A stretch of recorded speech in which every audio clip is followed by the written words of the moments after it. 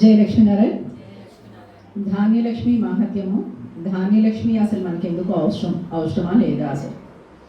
ఎందుకు అనంటే మనిషికి ఆహారం అవసరం, పశువుకి ఆహారం అవసరం, వృక్షానికి కూడా ఆహారం అవసరం, సమస్త జీవకోటికి ఆహారం అవసరం.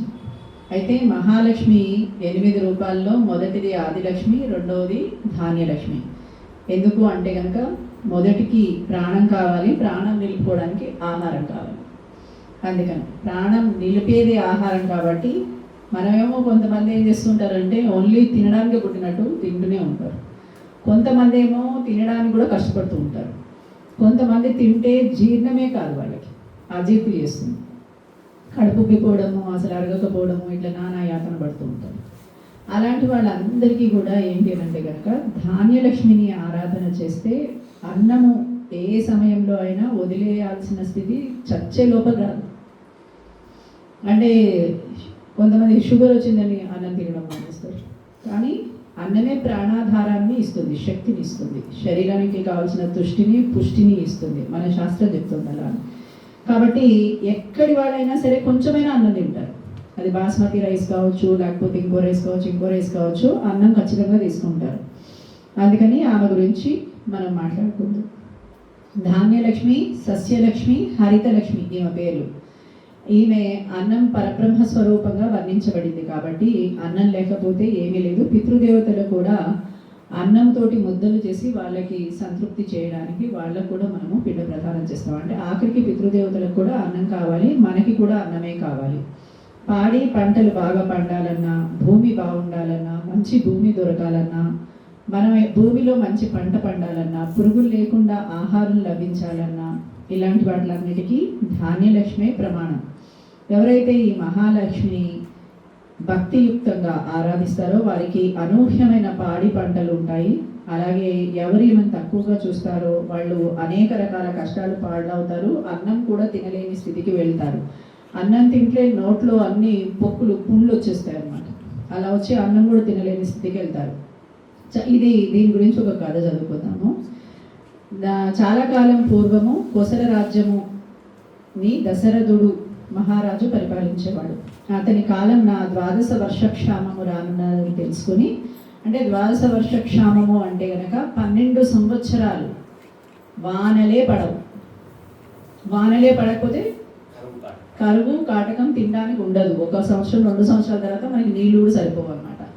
అలాంటి స్థితి ఉంటుంది. అది ఎందుకు అంటే కనుక శని రోహిణి నక్షత్రానికి దగ్గరగా వెళ్తే, చంద్రుడికి ఇష్టమైన నక్షత్రం మొత్తం 27 నక్షత్రాల్లో రోహిణి నక్షత్రం.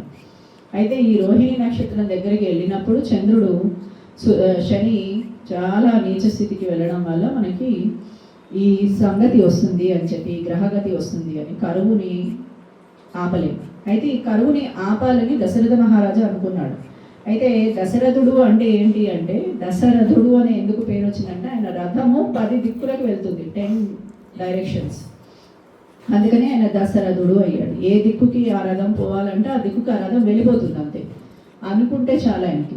అందుకని ఈయన ఏం చేశాడు అని అంటే కనుక శనిగ్రహాన్ని ఆపి 12 వర్షాల క్షామాన్ని పోగొట్టాలి, తన రాజ్యంలో ఉన్న జనులందరికీ మంచి జరగాలి అని చెప్పి రథం ఎక్కి వెళ్ళిపోతూ ఉంటే ఆయన ఒక చిన్న పొరపాటు చేశాడు. అది ఆయనకి చూసుకోకుండా చేసిన పొరపాటు.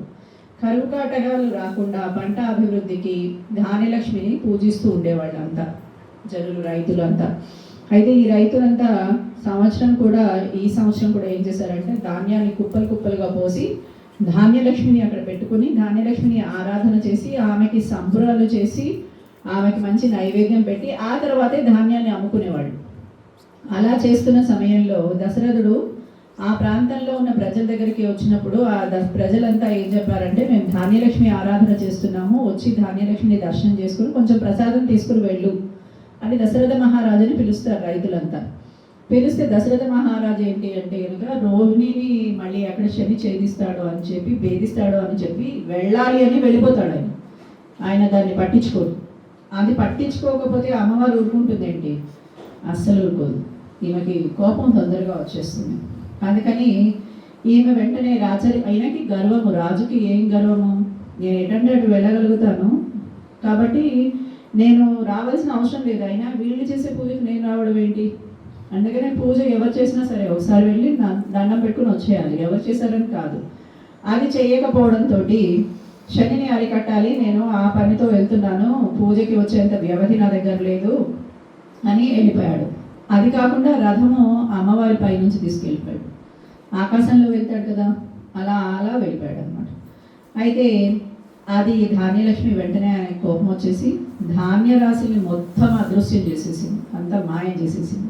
ప్రజలు గగ్గోలు పడసాగారు, కొట్టాల్లో ధాన్యం దొంగలు కొలగొట్టేశారు అన్నీ. అప్పుడు ధాన్యరాశులన్నీ కొట్టాల్లో పెట్టేవాళ్ళు, ఇవాళ మనం స్టోరేజ్, కూల్ స్టోరేజ్ అంటున్నాం మనం, అది కొట్టాలు అంటారన్నమాట. వాటిల్లో ఇచ్చి అన్నీ తీసుకుని వెళ్ళిపోయారు. మహావీరుడైన దశరథుడు గ్రహ మార్గం చేరి శనిని నిరోధించ ప్రయత్నించాడు, కానీ శనిని జయించలేకపోయాడు. దీనుడై ఆయనను ప్రార్థించి పరమ కరుణాస్వరూపుడా శనీశ్వరుడా వైరము విస్మరించి వెంటనే అతన్ని అనుగ్రహించాడు.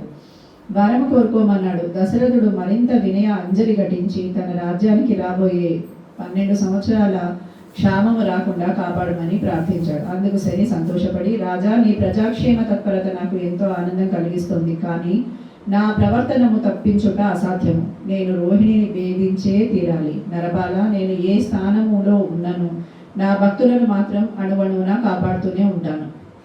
కాబట్టి నీవు క్షేమముగా నీ రాజ్యానికి వెళ్ళి నా ఆరాధనలు చేయించు అని చెప్పాడు. రాజు తన రాజ్యానికి చేరి దశరథుడు శనీశ్వర అభిషేకాలు చేయడం మొదలుపెట్టాడు. ప్రజలతో కూడా చేయించాడు, కానీ కరువు మాయలేదు, ఎక్కడా ధాన్యం గింజలేదు. ఆశ్చర్యపడిన దశరథ మహారాజు వంశాచార్యుడైన వశిష్ఠ మహాముని పిలిచి కారణం అడిగాడు. ఆయన దివ్య దృష్టితో చూసి జరిగినదంతా తెలుసుకొని ఆయన వెంటనే, నీకు శని శుభంగానే ఉన్నాడు, కానీ ధాన్యలక్ష్మి నీ మీద కోపించింది, అందుకని నీకు ఈ క్షామం నుంచి నువ్వు తప్పించుకోలేకపోతున్నావు, కానీ వెంటనే ఆమెని అనుగ్రహించమని వేడుకో. ఆమె సర్వశుభంకరి, దయ కలిగిన హృదయం. ధాన్యలక్ష్మి మాత్రం నీ పట్ల ఆగ్రహించి ఉంటే గనక ప్రజలందరూ చాలా కష్టపడతారు. వాళ్ళు సస్యలక్ష్మి ఆరాధన చేస్తూ నిన్ను పిలిస్తే దాన్ని తిరస్కరించవు. యాత్ర యందు నీవు అమ్మవారి ఆలయం మీదుగా గగన వీధిలో వెళ్ళిపోయావు. అందువల్ల ధాన్యలక్ష్మి కోపించి నీ భూమిలలో పండడానికి కూడా ఇష్టపడట్లేదు, ఆమె పండనంటుంది. అందుకని నీవు ఏ గతి తప్పినా భగవంతుడి యొక్క గతి తప్పకూడదు. మన మీద గ్రహాలు బాగాలేకపోయినా సర్దుకోవచ్చు, ఎందుకంటే దైవానుగ్రహం ఉంటుంది కాబట్టి. కానీ దైవానుగ్రహం తప్పితే గనక మానవుడు వెంటనే పతనం అయిపోతాడు. నాకు దేవుడు అంటే నమ్మకం లేదు, నేను అన్ని కులాలకి ఒకేలాగా ప్రవర్తిస్తాను, అన్ని మతాలు నాకు ఒకేలా ఉంటాయి, నాకేం లేదు అంటూ ఉంటారు. అసలు క్లారిటీ లేదు అని అర్థం కదా. ఏదో ఒక క్లారిటీ అనేది ఉండాలి ప్రతి మనిషికి. నేను ఎక్కడ పుట్టాను, ఏం చేస్తున్నాను, ఏం చెయ్యాలి, ఏం చేయడానికి వచ్చాను. ఒకరు సైంటిస్ట్ అవడానికి వస్తారు, ఒకళ్ళు పంటలు పండించడానికి వస్తారు, ఒకళ్ళు విద్యావేత్తలు అవడానికి వస్తారు, కొంతమంది రాజకీయవేత్తలు అవడానికి వస్తారు. ఒక క్లారిటీ ఉంది. అలాగే ప్రతి దాని మీద ఒక క్లారిటీ ఉండాలి అనేది మనకి వశిష్ఠ మహాముని తెలియజేస్తున్నారు. జరిగిన పొరపాటుకు చింతించి దశరథుడు తక్షణమే ప్రాయశ్చిత్తపూర్వకంగా వెంటనే ఏం చేశాడంటే వశిష్ఠాది మహామునులతో పాటు అందరు బ్రాహ్మణోత్తరుల్ని పిలిచి ధాన్యలక్ష్మిని యథావిధిగా ఆరాధించి పదే పదే క్షమాపణ వేడుకున్నాడు. వేడుకుని నన్ను క్షమించు తల్లి అని చెప్పి ఆమెని అడగగానే ఆమె ఏం చేసిందంటే పశ్చాత్తాప పడుతున్నప్పుడు తన పిల్లాడిని చేరదీయకుండా అమ్మవారు అస్సలు ఉండదు. అమ్మవారు తెలిసి తెలియకుండా నటించేవాడినైనా దూరంగా పెడుతుంది, కానీ నిజంగా బాధపడుతున్నాడు అంటే వాడిని ఎట్టి పరిస్థితుల్లో చేరదీస్తుంది. స్వామికి కూడా రికమెండేషన్ చేస్తుంది, పోన్లేండి మన పిల్లాడు. ఇంట్లో కూడా మన పిల్లల్ని కొడుతూ ఉంటాం, తిడుతూ ఉంటాం, అన్నీ చేస్తుంటాం. అదే పిల్లాడు తెలుసుకుని మన దగ్గరికి రాగానే నాన్న కొంచెం గడుసుగా కూర్చుని గట్టిగా కూర్చుని ఉన్నా కానీ అమ్మ ఏం చేస్తుంది, మనవాడే వదిలే అంటూ ఉంటుంది. అలాగా అమ్మ కూడా మన సైడ్ మాట్లాడుతుందట. అందుకని దశరథ తన తప్పు తెలుసుకుని ప్రాధాయపడగానే ధాన్యలక్ష్మి దయామతి అతన్ని అనుగ్రహించిందట. తక్షణమే రాజభటులకి దొంగలు దొరికారు, ధాన్యం దొరికింది.